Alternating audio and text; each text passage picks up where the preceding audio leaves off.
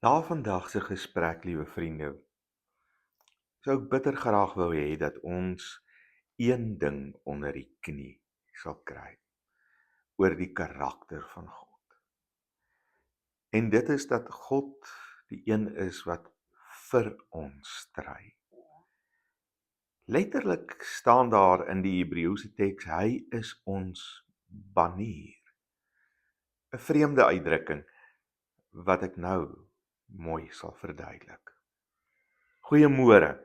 Ek is Dominee Leon Volsman, hier van die NG Gemeente Highfields. En dit is vir my lekker om weer saam met julle hier in ons sitkamer gesprek 'n bietjie saam te kuier. Die stryd wat die Israeliete gehad het toe hulle deur die woestyn getrek het na die beloofde land, was nie soos die Engelsman sou sê plain sailing. Daar was allerhande ander volke wat alles in hulle vermoë sou doen om Israel onder te kry, wat hulle as 'n bedreiging beleef het. En so was dit ook met die Amalekiete.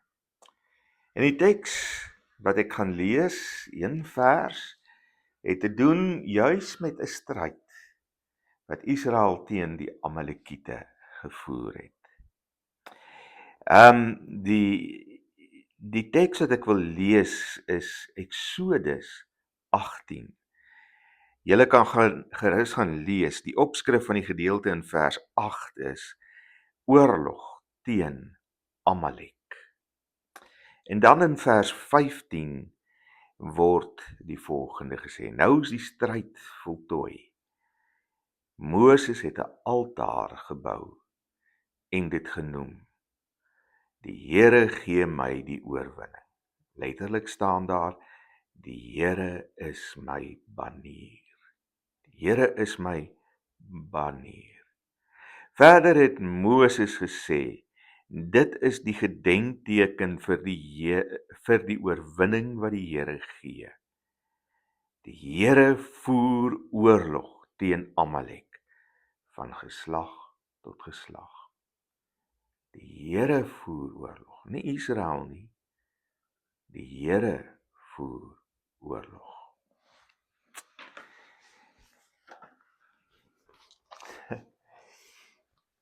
Ons is baie gelukkig om op die oomblik in Suid-Afrika 'n absolute titaniese stryd te ervaar en beleef tussen die Springbokke en ons aardsvyande, die All Blacks.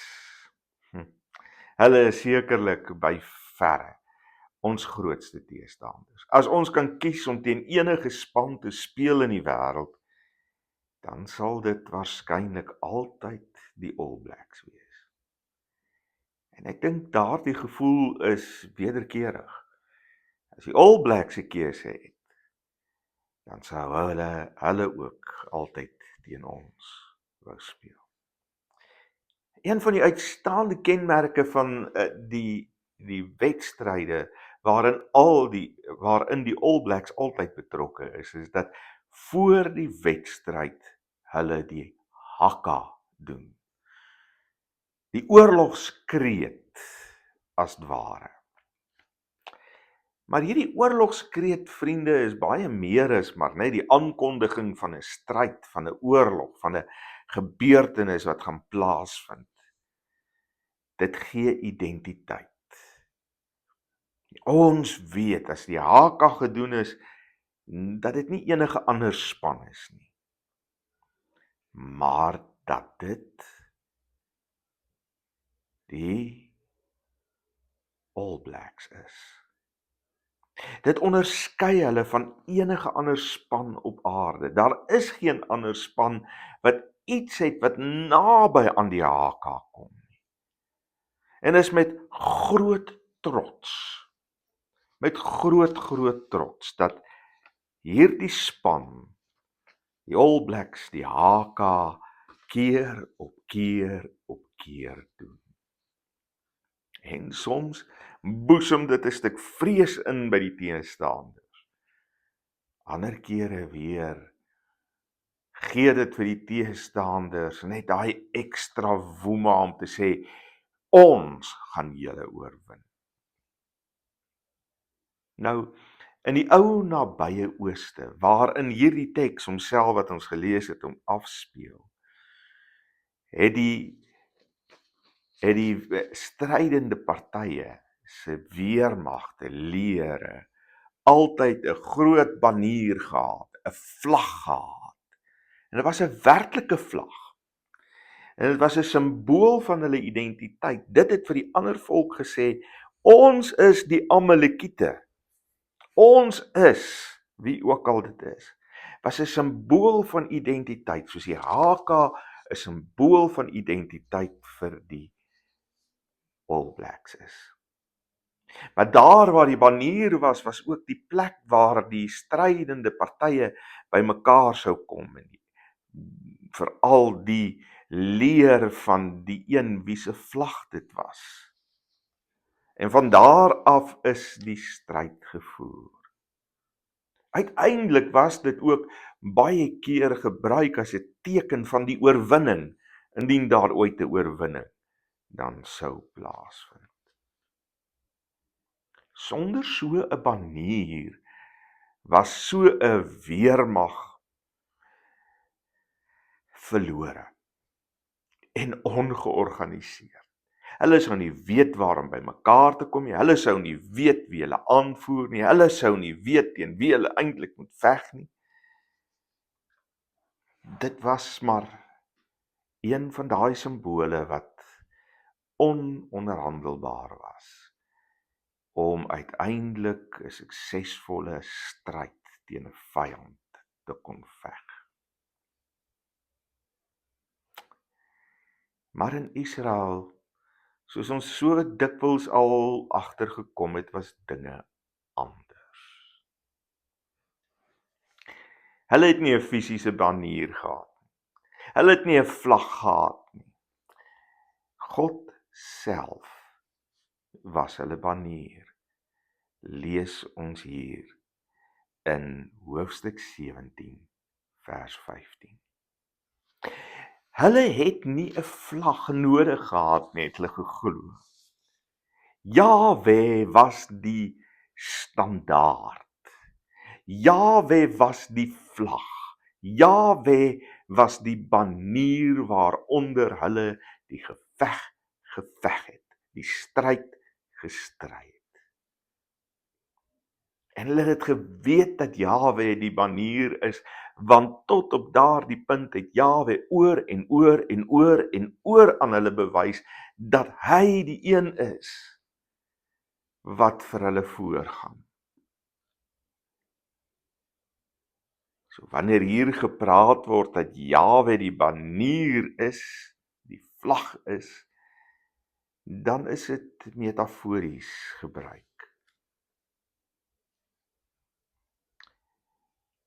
Wanneer ons die teksgedeelte deurlees, dan kom ons agter dat die stryd tussen die Amalekiete en die Israeliete 'n felle stryd was. Moses hou die staf van God in die lug, daardie staf waarmee hy die Rooi See oopgekloof het. Maar elke keer as hy moeg geraak het en die staf gesak het, dan het die Amalekiete die oorhand begin kry. Maar as die staf in die lug was, dan het Israel die oorhand oor die Amalekiete gekry. Uiteindelik het hulle, die Israeliete, die stryd gewen. Die staf was simbolies van God se krag en teenwoordigheid by Israel in die stryd. En na die stryd en na die oorwinning wat Israel behaal het, bou Moses 'n altaar as 'n gedenkteken. 'n Gedenkteken om te sê, hier het iets gebeur wat buite ons beheer was. Hier het iets gebeur wat ons op ons eie nooit sou kon regkry. En dan verklaar hy dat die ware banier nie 'n vlag is nie, maar God self. Jahwe is die manier. Ons leef nie meer as moderne mense, behalwe as ons regtig oorlog teen iemand voer, daagliks op slagvelde nie, waar ons lewens letterlik daarvan afhang.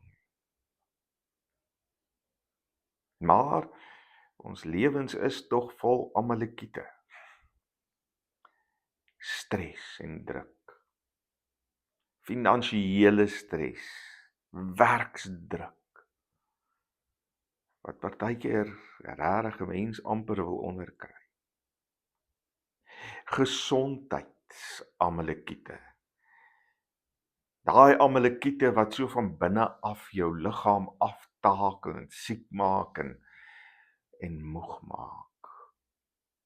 Daardie amalekiete wat lei tot verslawings aan drank, aan dwelms, wat lei tot allerlei versoekings oor ons pad. Ek is getroud met daai mooi jong seksie dametjie by die werk. Verhoudingskonflikte tussen huweliksmaats, tussen ouers en kinders, tussen vriende, tussen geloofsgenote in 'n kerk. Baie keer beleef ons ook 'n geestelike stryd. Ek is so diep in die moeilikheid dat ek begin wonder en twyfel in wie God is en of God omgee en of God nog my liefhet.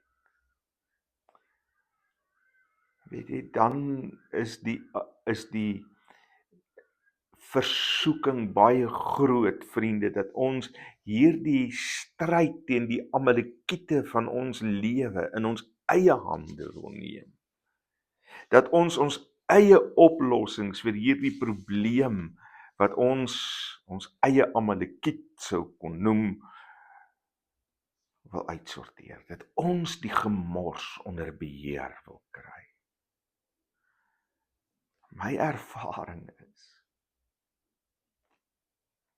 ek maak net uiteindelik 'n groter gemors daarvan. Dis soos wanneer die hand sak met die staf van God daarin, wanneer Moses in die stryd teen die Amalekiete is.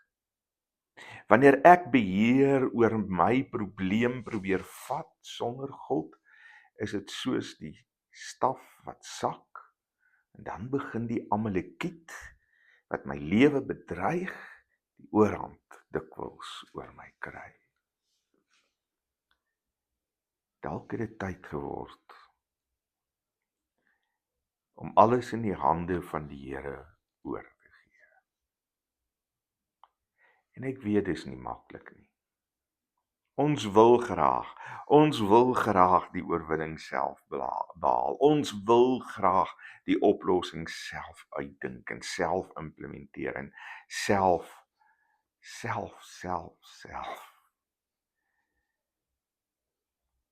En die een ding wat Eksodus 17 vers 15 en 16 vir my leer,